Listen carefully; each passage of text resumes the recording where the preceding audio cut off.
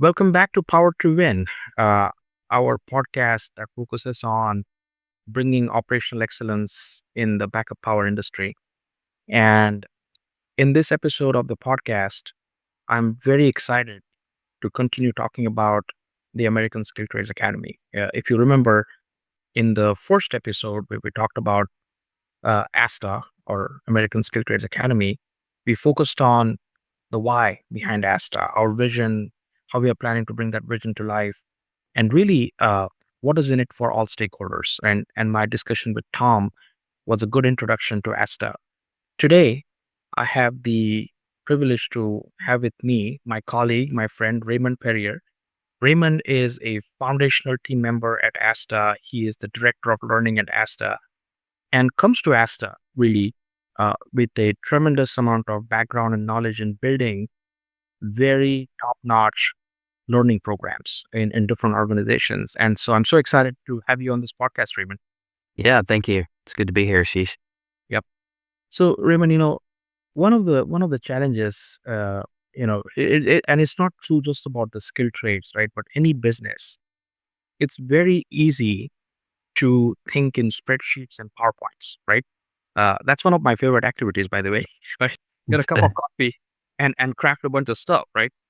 But to bring it to life, that's where the rubber meets the road. And you are playing that incredible role for us at Asta, where Tom and I we sit down and we talk about a bunch of stuff, put it on a whiteboard, and say, Raymond, why don't you bring this to life? We'll see you tomorrow, right? So talk to me a little bit about how you built sort of the building blocks of execution, right, on Asta's vision, and then we'll double click into a couple of those areas. Yeah. No, you guys have bold dreams, and we try and take them day by day. I think that, when it comes to building out the learning and development function or a training function within an organization, there's a good balance between, your business objectives and making sure that the function of your L&D supports those objectives and being able to tie that together, right? Like being able to show the proof in the pudding.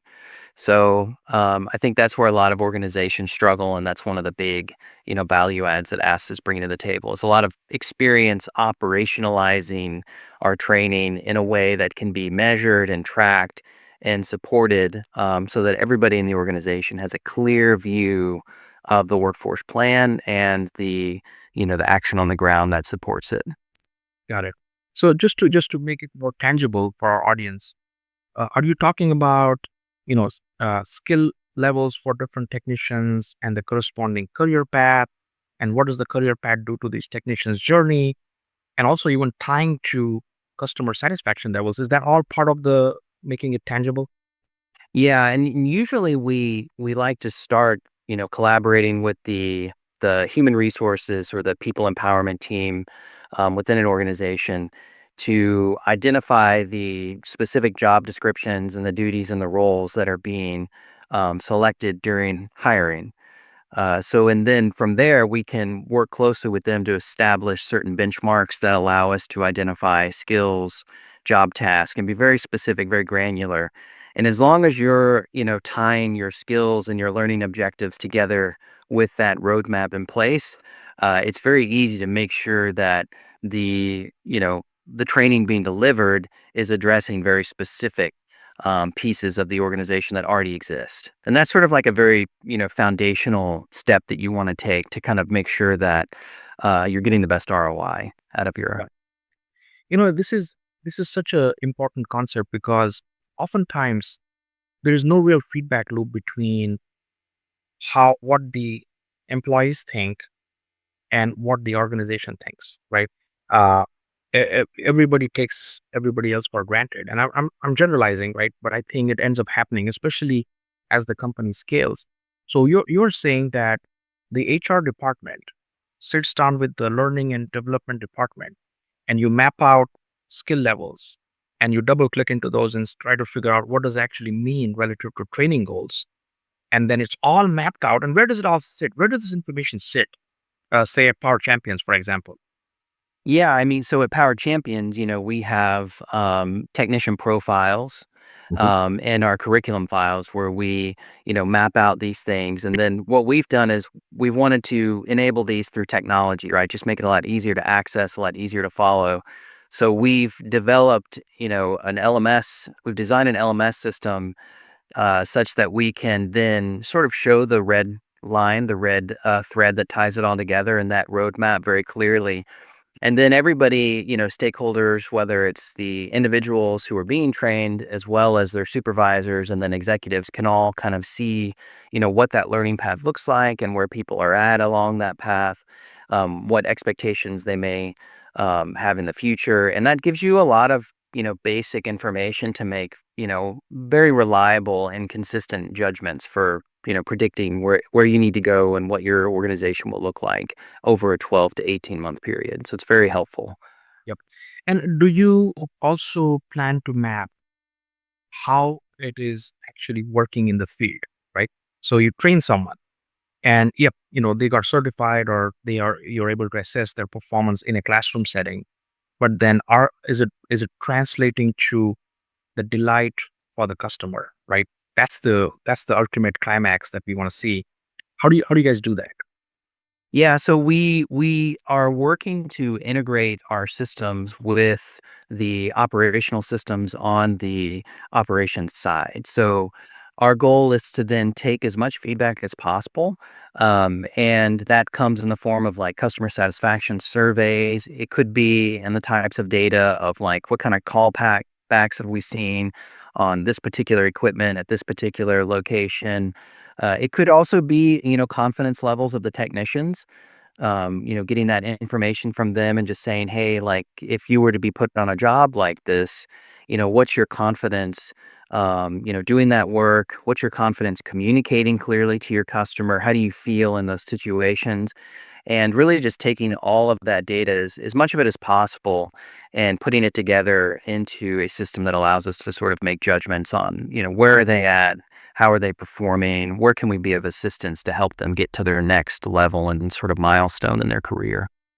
And this is like a holy grail of what we can do in the AI era, right? Yeah, Because yeah. I mean, historically, people have tried to make better dispatch decisions, right? Meaning trying to pair the right type of job with the right type of technician so that the customer wins, right? And the technician wins because they get the satisfaction that they were able to delight the customer. And tracking this kind of data, kind of pairing human capabilities with the requirements on a certain situation and being able to infer what might actually work the best is really the holy grail of what we can do with AI as we build this out. So Yeah, yeah, and it just takes a certain level of willpower and willingness to do it because you do have to envision a system where you can take in that kind of information and act on it. A yep, lot of organizations, it's sort of a vagueness or an uncertainty in how they approach that, and it's just really sitting down and sinking your teeth into those problems and saying, actually, we can track this information and we can get data and use it to help us, make reasonable decisions moving forward for growth in the organization, for how well our customers are, satisfied with our service and how we address any, gaps that might be forming. Succession planning also becomes a huge part. yep, But just creating that institutionally grounded, knowledge of how to build an organization that's very workforce centered. yep. Yeah, and it takes a lot of work. It takes a lot of willpower, like you said, investment of time and money to really bring this culture right in a company. And from day one, I'm obviously part of both ASTA and Power Champions. We worked really hard. I talked to Tom about it. How do we create an ethos of learning in a company so that they can digest this wonderful capability that Asta is bringing to them?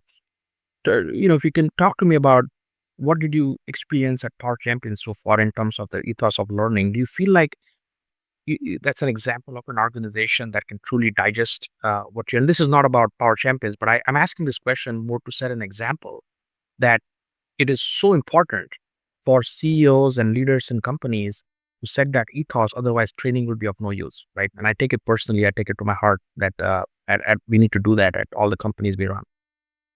Absolutely. Yeah, I think that, there's just a real openness, to build that culture at Power Champions, which has been very nice, and everybody is on the same page. We're well aligned, and it always ties back to, what are we trying to achieve at an organizational level?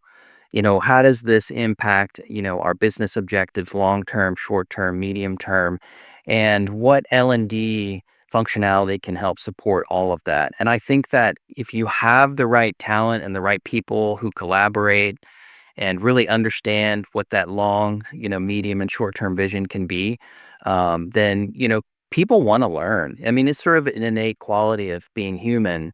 And as long as you're providing high quality, thoughtful content and learning, opportunities, then people will jump on the opportunity to learn something. Yeah, no, that's so well said. One of the things I keep thinking about is, we have so many different silos in the trades, and within a silo, there is like sub silos, right? So at the backup power industry, you need to teach our people how to work with different machines. So how do you handle that complexity? Is Asta set up for that kind of scalability eventually? Yeah, we've been blessed with some talented visionaries in the organization that sort of have dabbled in all of the trades in their own ways, and have been responsible for mapping out learning paths for a variety of different disciplines. And there are definitely divisions and differences in the trades, and even from the electrical to the generator to the HVAC worlds. But there are some core underlying, fundamentals that are really important for a lot of them. Basic electricity, safety, different theories of physics that apply to how you generate power and how motors work and how electricity transmits through a circuit. So there are all these underlying fundamentals that actually, sort of bridge that gap. And then if you can identify those and then, the hands-on capabilities that they need to do the service, you can actually, start doing cross training and sort of cross pollinate these trades so that people have a really good foundation at the entry level of their organization. And that's something that we, definitely want to see within our partners is, that sort of broad reach understanding of how they can, branch into other business to, opportunities for themselves. That point that you just made, Raymond, about cross training people. I'm sure that many CEOs in the skill trades industry would love that, right? Because I'll just give you an example where, we may have a branch that provides, say, generator services and HVAC services, and both those business lines, revenue streams, they follow a different pattern, right? One is more seasonal than the other. The other is more episodic than the first one. And if you can cross train these people, you can really really make them productive throughout the year, right? Without having to compromise on that. That's a huge point. I think that's something we need, given the labor shortage. We Yeah. definitely need that in the trades. Yeah. Yeah, absolutely. It builds a lot of resilience in your bench, and it gives you an opportunity to be more flexible and dynamic in how you offer services. Every now and then you stumble into a situation where you have a really good business opportunity, and maybe the work is not overly complicated, but True. if you don't have the resources to devote to it, or you don't think you do, then how do you act on those? So I think that having an understanding that you can cross train up to a point and then specialize the trades a little bit more aggressively gives you some really interesting opportunities. And that's the kind of flexibility we want to bring to our partnerships, right? Being able to help them see the vision for that. Yeah, and we're seeing it firsthand at Power Champion. So thank you for everything that Asta is doing for us.